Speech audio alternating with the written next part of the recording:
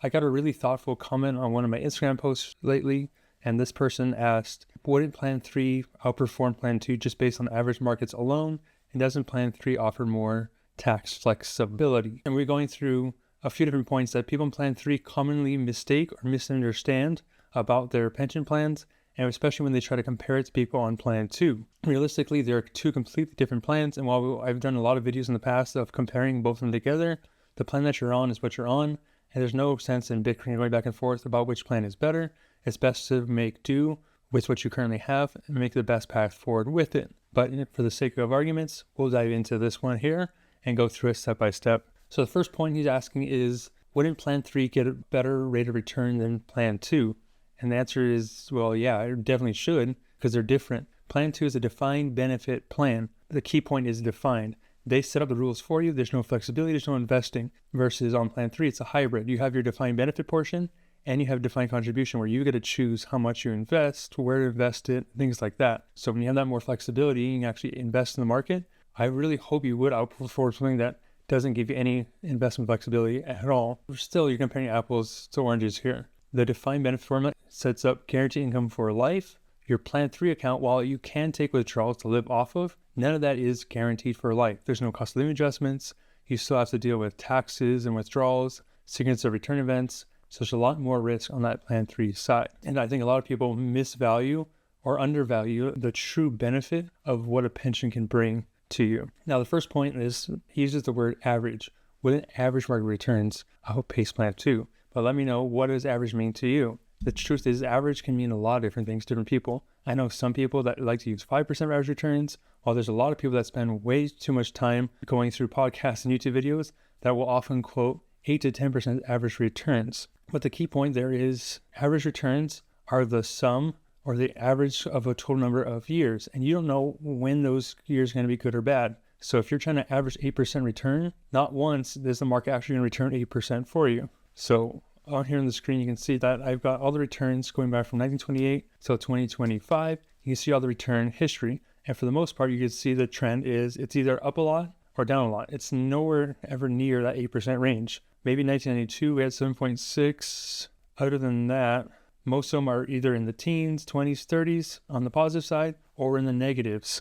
So just because it averages 8 to 10% a year, it doesn't mean you're going to actually get 8% every single year. If it was that easy, my job wouldn't exist. The important part is you need to have a plan in place for what if average returns take longer than you expect? What if average returns don't happen? If your success of your retirement plan is based on an average return 8% and you only get 5 or 4%, what is that going to do to you? So you need to make sure you don't spit too much weight on average rate returns, because that's something you cannot really control. And truthfully, when you go into retirement, when you transition to taking income from it, you probably shouldn't be as aggressive as you currently are while you're working, because you don't have the income to support you. If the portfolio is what you're going to be living off of and it needs to be there to generate income, if it tanks 20% in a given year and you still need to take money off of that, now you're magnifying the losses. It's down 20%, but I still need 5% to cover my expenses. Now I'm down 25%.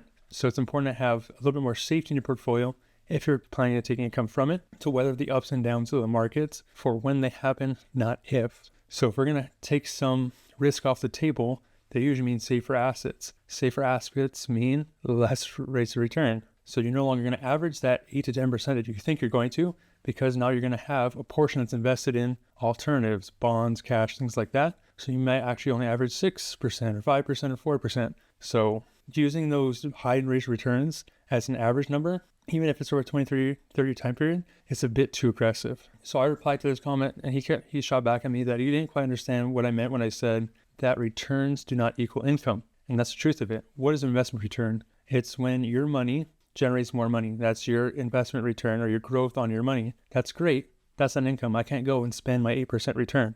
In order for me to do that, I have to withdraw it. Withdrawals create income, not the return itself. But you still need to have a plan for what you're planning to withdraw. If I return 10% a year and I withdraw the whole 10% a year, two things are going to happen. One, I just took away all of my growth that I just got. And two, I might have to pay taxes on that money as well. And if the next year is a negative, I took all my growth already. So I need to come back the next year for some income. I really don't have that. So it's important to have a number set in stone of how much income you need and to only be withdrawing that amount. So you need to have rules for yourself of what you plan to withdraw, a withdrawal rules, or really a strategy of how you're going to go about taking income from a portfolio and making adjustments when the markets don't cooperate, which they often don't. Now, if you were to take this back to plan 2, which is the point the gentleman was making, plan 2 generates income. It does not generate returns. It spits out guaranteed income every single month for the rest of your life. Plus, it can also pay out for your spouse, and it grows every year with cost living adjustments. So there's a lot of things stacking there, and it takes a lot of risk off the table. People in plan 2 just cash a check.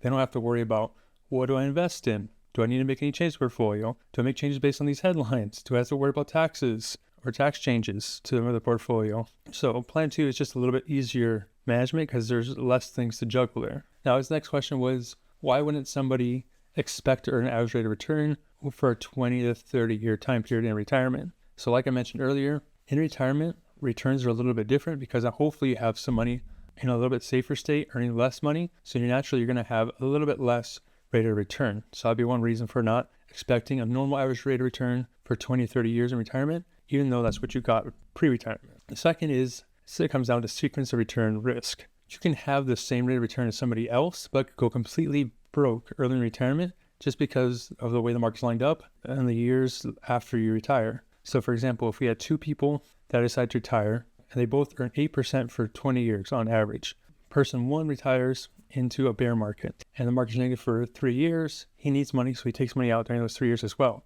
He's into his portfolio really early, so even though he'll make it through the bear market, he's going to have a lot less in 3 years time period than he did when he started. Now that we're down here, we can't produce as much income anymore. So even though we don't change the investments and it still returns the same, over time, I'm going to have less income, more likely, or you're on the risk of running out of retirement, even though you have the same 8% rate of return versus somebody that retired into a positive market, but lost money late in their portfolio years. You're still going to get the 8% return, but because they didn't have the big initial drawdown, their money actually kind of went up over time, even to support the withdrawals. And even if the market sold off later down the road and they average 8%, they're already deeper into their retirement. They've taken a lot of their money out already. And losing money later in your portfolio years isn't as critical as losing it early. So you can have 2 people that have the same average rate of return, but one person can be completely broke or have a lot less income than another one. So sequence of return is really the critical part that you're trying to plan for. When you take money from someone on plan 2, because their money is guaranteed, not tied to the market, they don't have to worry about sequence return. It's the same income hitting their bank account every single month, regardless of what the market is doing. The next point this gentleman makes is that not putting money into plan 2 allows extra cash flow or flexibility to invest into a Roth IRA. That's a good point. But there's also no rule that says someone on plan 2 can't invest in a Roth IRA. In fact, 100% of my clients on plan 2 all have Roth IRAs or other separate investment accounts that they're putting their money into. So just because you're not given or mandated to put money into an investment account with a state like you're on plan 3 doesn't mean you can't go and invest on your own. In fact, that's the smartest play out there. And I believe that anyone in plan 2 that invests extra income into a Roth IRA over a 30-year time period essentially have a plan 3 on steroids. You're going to get twice the pension as someone on plan 3 does, because that's the plan 2 benefit, plus all of your savings compounding in a Roth over time. You're going to have a 6-figure sum that's completely tax-free to draw off of whenever you feel like it and not pay any taxes on it. Where someone on plan 3 that might have a little bit more saved up on their end, they still have to pay taxes on that whole thing, and you may very well net out more money in the end using the plan 2 and Roth strategy. So there's no rule that says people in plan 2 can't save into it. If you look at the contribution numbers,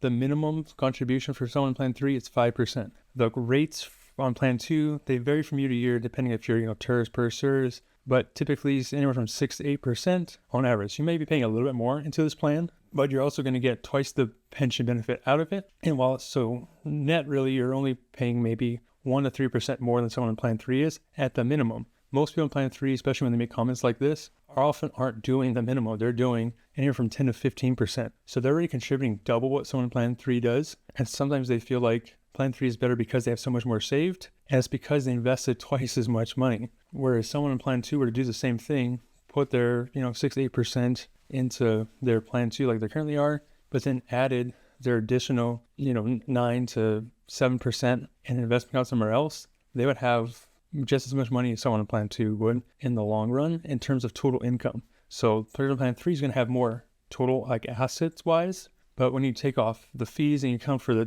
pension income overall, if you look at it from an income standpoint, the person plan 2 will have the option or the ability to generate more income, especially on a guaranteed basis. Now, the final point that the gentleman made was that plan 2, because it pays twice as much income, essentially puts you into a higher tax floor. So because I'm going to be guaranteed twice as much money, therefore I'm going to be stuck in a higher tax bracket, and there's not much flexibility I can do to fix that. And I'm going to be stuck paying higher taxes for the rest of my life. And that's true, you are.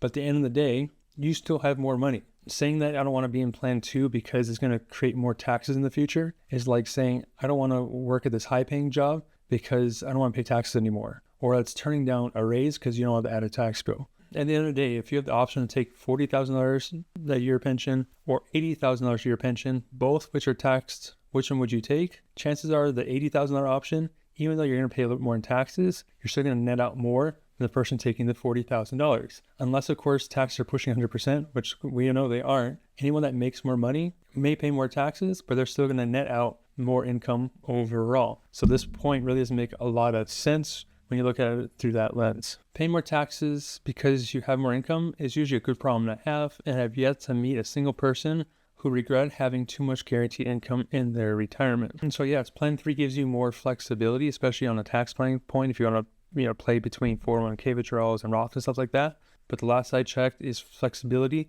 doesn't pay the bills, income does. So realistically, when you look at it, what you're trying to plan for here is try to take care of all the what ifs that exists in retirement, such as retiring to the bear market. What if I live to age 95? What if my spouse wants nothing to do with investing? What if I panic, sell at the wrong time? What if inflation stays high? There's a lot of what ifs out there. Plan 2 solves a lot of those risks. Not all of them, but a good majority of them. Plan 2 helps to solve. You don't have to worry about outliving your money as much. You don't have to worry about bear markets because your income's not tied to the market rate. Your spouse doesn't have to worry about investing because they're just going to get the plan 2 pension check as normal. You don't have to worry about selling anything at the wrong time because there's nothing to sell. Inflation is probably the biggest risk to the pension income. They do have cost of adjustments, but it is capped at 3%. So that'd be like one of the big risks from it. Taxes go up. There's nothing much we can do about it. We're going to have to bite the bullet there. So there's still risk involved in plan 2. It's just a lot less than what people in plan 3 actually have to deal with. So overall, my opinion on the whole plan 2 versus plan 3 debate is to be balanced. I'm not anti-plan 3. I'm just anti-overconfidence. I see a lot of people in plan 3 that have their own spreadsheets that think that they're going to make so much money per month, have certain returns, investments, things like that. And that overconfidence is what really hurts people down the road. And plan 3 definitely can outperform plan 2. If you got started early enough, if you pick the right investments, invest aggressively, stay consistent, disciplined, didn't make any mistakes, avoid panic selling, then yeah, it is possible for someone in plan 3 to have more income than someone on plan 2. But there's a lot of things that have to go the right way in order for that to happen. So the end of the day is, if you're choosing between plan 2 and plan 3, you want to go with the one you feel most confident in based on your own preferences, risk tolerance, and things like that. And if you're currently in plan 2 or plan 3, we know we can't change it. So it's best just to make 2 with what you currently have and make the most out of it. So nothing that this gentleman commented was necessarily wrong. It actually raised a lot of great points. But my retirement isn't about winning some type of spreadsheet argument. It's about building a plan you can actually live on for the next 30 years. If you found this information helpful, there's a link in my bio to go to our free Washington School community where we have deeper dive on all types of topics involving Washington State retirement accounts. It's free to join, and there's a retirement course in there as well for you to look at. The link is in the description below. And until next time, remember that your future depends on what you do today.